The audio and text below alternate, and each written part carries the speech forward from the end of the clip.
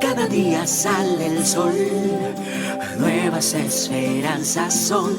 Dios habla a tu corazón, sanándote, alimentando tu vida con bálsamo de vida, con bálsamo de vida, bálsamo de vida. Bálsamo de vida con Rosmery y Reid. I don't know if it has happened to you where you decide to set your sights on the things of the Lord and focus more on seeking Him, whether that be being more involved in church or spending more time with Him, and that is exactly when the devil becomes more intense with his attacks, wanting to prevent the Lord's purpose from being fulfilled in your life.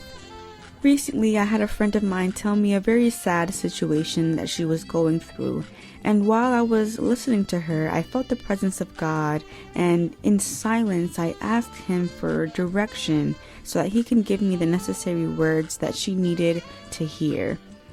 May God bless and keep you. Today's reflection is titled Spiritual Struggle. 2 Corinthians chapter 10 verses 4 through 6 say, "The weapons we fight with are not the weapons of the world. On the contrary, they have divine power to demolish strongholds.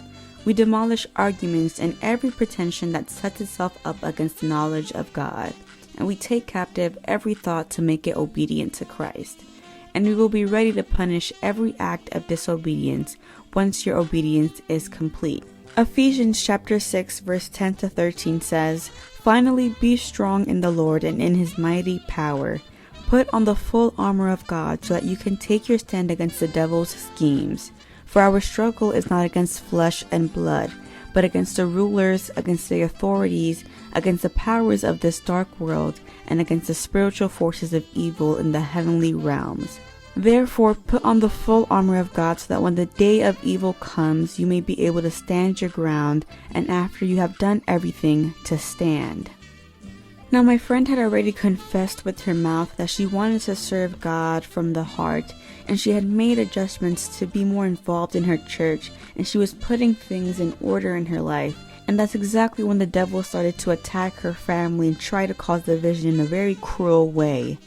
But we must understand that this fight is not against our brother, not against our husband, not against the boss at your work, but it's a spiritual war that is going on against the powers and governors of the dark world and the spiritual forces of evil. We have to be alert because every day the enemy's time becomes shorter. The coming of the Lord is closer, and God is moving our hearts to a genuine and effective revival.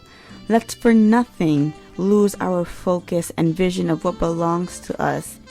Remember, we are not of this world, and we are here for a short time, and our redemption and rapture is very close. Do not give room to evil. Stand strong and fight, for the Lord is with us. This is your sister Vanessa Ortiz, and may God bless you. Gracias por estar ahí, escuchando Bálsamo de Vida. Si estas palabras han edificado tu vida, escríbenos a balsamodevidareflexiones@gmail.com y síguenos en nuestras redes sociales. Reflexiones Bálsamo de Vida. Que su gracia te cubra en este día.